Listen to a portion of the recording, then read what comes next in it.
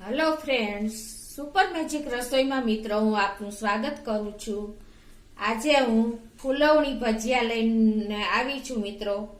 તો આ ભજીયા તમને નવાઈ જ લાગશે કે આપણે તેલમાં તૈરા વગર, એક ટીપું તેલ વાપરા વગર હું આજે આ ફૂલવણી ભજીયા બનાવવાની છું મિત્રો।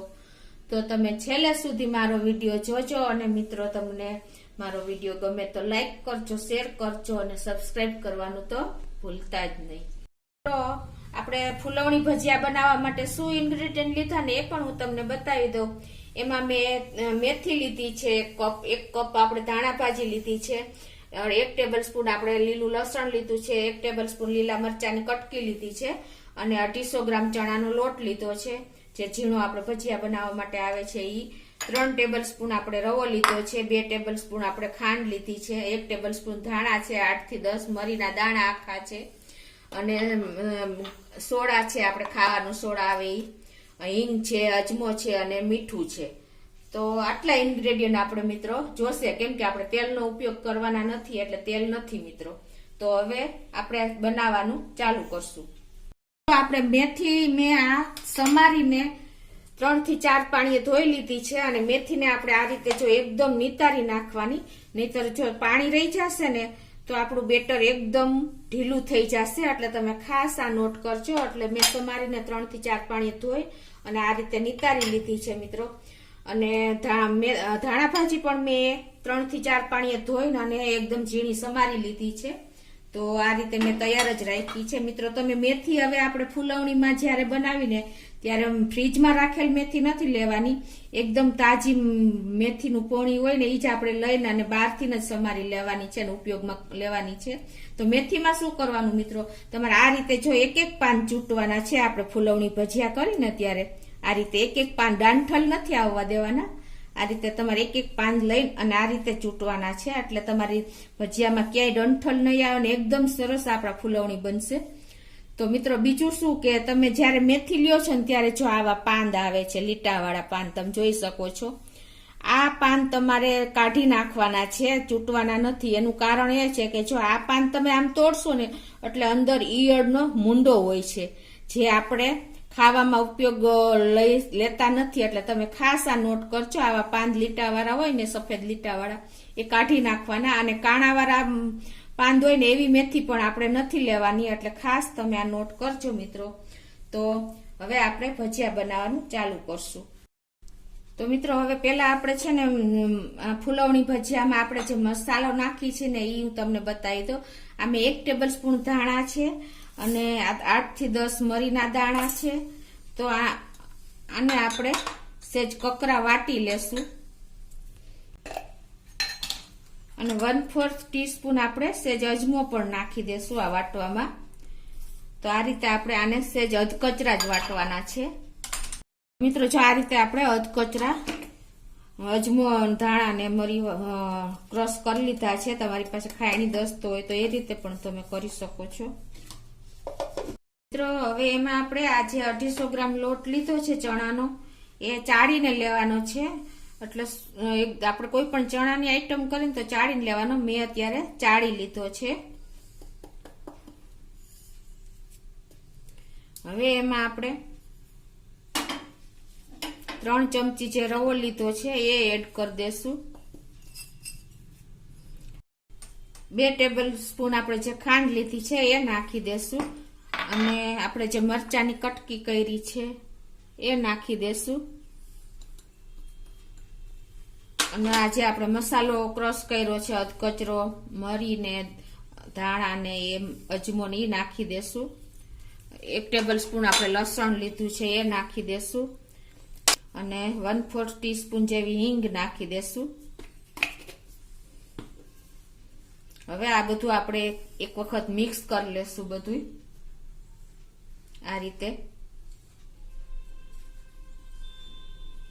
અને આપણે ધીમે ધીમે પાણી એડ કરતા જાશું અને આપણે એનું બેટર તૈયાર કરશું મિત્રો। એક સાથે પાણી એડ નથી કરવાનું અને લમ્સ ન પડે એનું ખાસ ધ્યાન રાખવાનું છે મિત્રો। તો આ રીતે આપણે પાણી એડ કરતા જાશું અને બેટર તૈયાર કરી લેશું। એકી સાથે આપણે પાણી નથી એડ કરવાનું, ખાસ નોટ કરજો।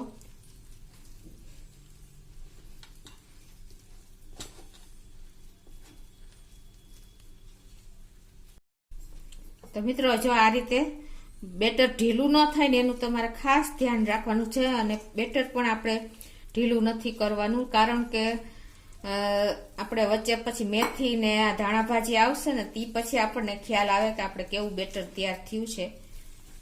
તો હું તમને છેલ્લે બતાવું કે મારે કેટલું પાણી જોયું છે મિત્રો. તો મિત્રો જો અત્યારે આપણે આવું બેટર તૈયાર કરવાનું છે, બહુ ઢીલું નથી રાખવાનું.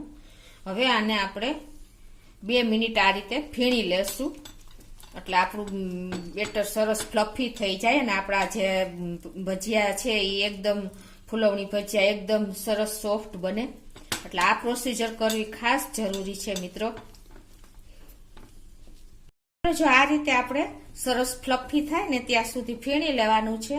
હવે આને આપણે ઢાંકીને 2 મિનિટ રેસ્ટ આપશું.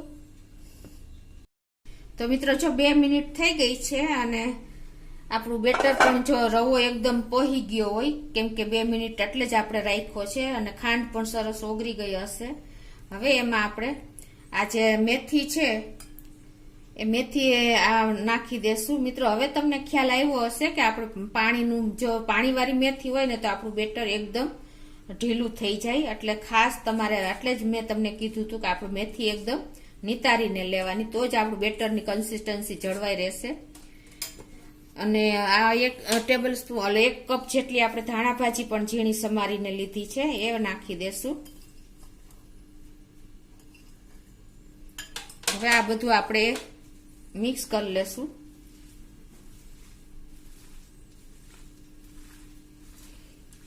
અને આપણે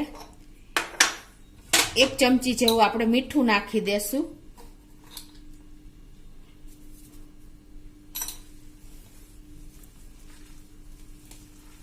અને પ્રોપર આપણે સરસ મિક્સ કરી લઈએ.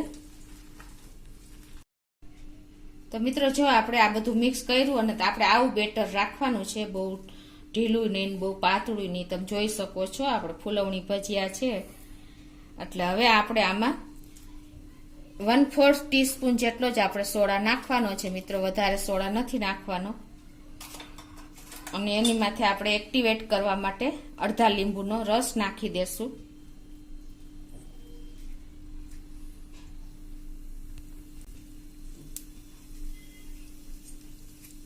આપણે સરસ મિક્સ કરી લેશું.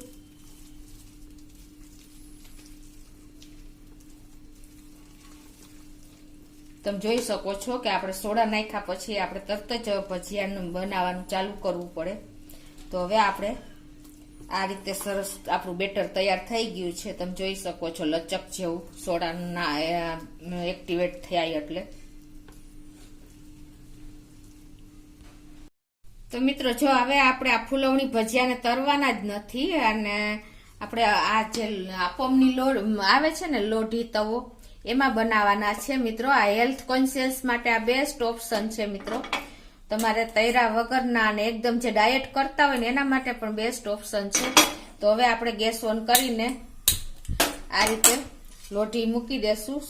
અને ગેસની ફ્લેમ મિત્રો અત્યારે આપણે સ્લો રાખશું. અને પહેલા આપણે આ વચ્ચેના 3 હોલમાં જ આપણે ફિલિંગ પૂરશું, એટલે આપણને ખ્યાલ આવે કે આપણે લોઢીનું ટેમ્પરેચર કેવું રાખવું અને કેટલા ટાઈમે ટર્ન કરવું. આ બેસ્ટ ઓપ્શન છે મિત્રો જે બિગનર્સ છે એના માટે. તો હવે પહેલા આપણે 1-1 ટીપું તેલ નાખશું વચ્ચેના 3માં અને એને આપણે આ રીતે ગ્રીસ કરી લેશું. પહેલા આપણે ડેમો કરી લઈએ 3 વચ્ચેનાનો, કેમ કે બિગનર માટે ખાસ આ જરૂરી છે. હવે આપણે જે લોઢી ગેસની ફ્લેમ એકદમ સ્લો જ રાખવાની છે અને આપણે જે આ ફિલિંગ કરશું આ બેટરથી ફૂલવણીના, તો આ રીતે તમે વચ્ચે આ રીતે ફિલ કરી દેવાનું છે.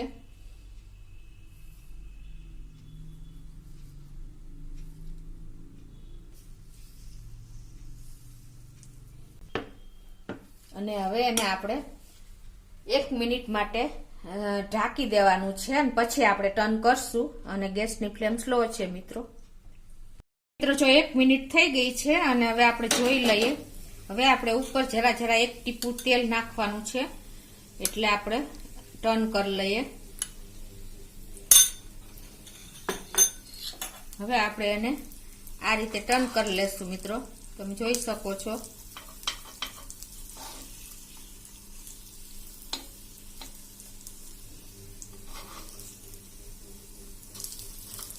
હવે આને પાછું આપણે 1 મિનિટ થવા દેશું. તો મિત્રો જો આપણે ટર્ન કર્યા અને 1 મિનિટ થઈ ગઈ છે અને જો તમે જોઈ શકો છો આપણા ભજીયા એકદમ સરસ રેડી થઈ ગયા છે. આપણે જે તૈરા હોય ને એ ટાઈપના જ છે, તમને ખ્યાલ પણ નહીં આવે કે આપણે તૈરા છે કે કેમ. આ રીતે તમારા આપણા બધા ભજીયા તૈયાર થશે મિત્રો.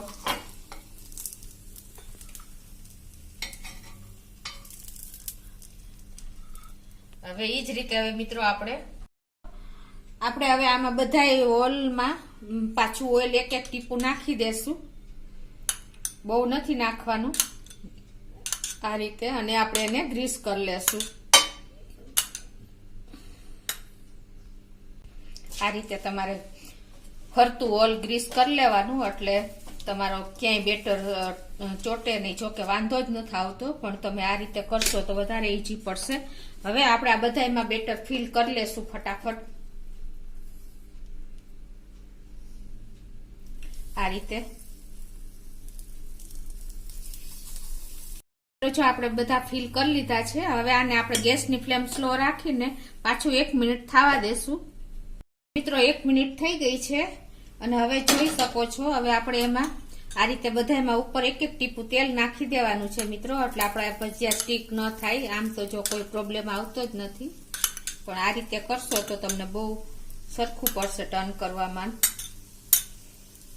હવે એને આપણે આ રીતે બધા ભજીયા ટર્ન કરી લેશું મિત્રો. તમે જોઈ શકો છો ઇઝીલી આપણા બધા ભજીયા ટર્ન થઈ જાય છે. થઈ ગયા છે અને હવે આપણે પાછું એને 1 મિનિટ થવા દેશું સ્લો ફ્લેમ ઉપર. 1 મિનિટ થઈ ગઈ છે આપણે ટર્ન કર્યા એને.